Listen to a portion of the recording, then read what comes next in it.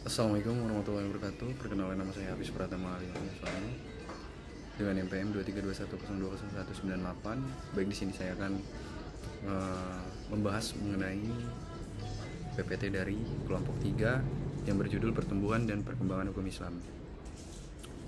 Dalam materi yang pertama, pertumbuhan hukum Islam.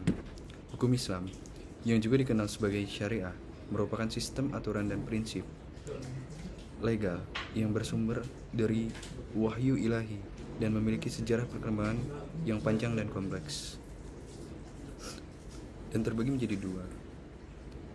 Pertumbuhan hukum Islam tidak dapat dilepaskan dari konteks sejarah peradaban Islam itu sendiri yang telah mengalami berbagai fase transformasi, dan yang kedua, adaptasi dan formulasi sejak kemunculannya pada abad ke-7 Masehi hingga era kontemporer. Proses evolusi ini tidak hanya dipengaruhi oleh faktor internal dalam perkembangan pemikiran keagamaan, tetapi juga oleh faktor eksternal berupa perubahan sosial, politik, ekonomi, dan budaya yang terjadi di sepanjang sejarah umat Islam. Dan materi yang kedua mengenai perkembangan hukum Islam.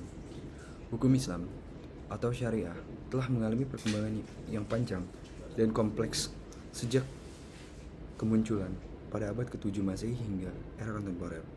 Evolusi hukum Islam merupakan manifestasi dari interaksi dinamis antara wahyu ilahi dengan realitas sosial yang terus berubah, yang mencerminkan fleksibilitas dari adaptasi syariah dalam merespon berbagai tantangan zaman.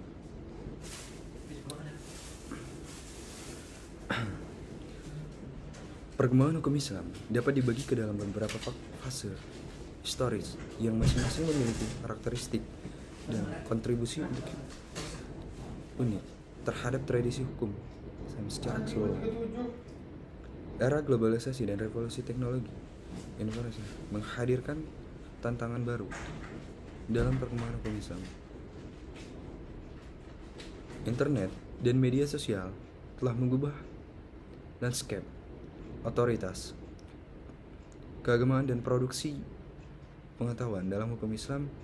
Diaspora Muslim di negara-negara Barat juga telah mendorong pengembangan fikih minoritas, fikih al-aqiliyah, yang berupaya merumuskan pendekatan hukum yang sesuai dengan konteks minoritas Muslim di negara-negara sekuler. Perkembangan gerakan feminis Islam juga telah memberikan perspektif baru dalam interpretasi hukum Islam, terutama terkait isu gender dan hak-hak perempuan. Jadi sekian dari materi yang telah saya pahami. Kurang lebihnya saya mohon maaf. Assalamualaikum warahmatullahi wabarakatuh.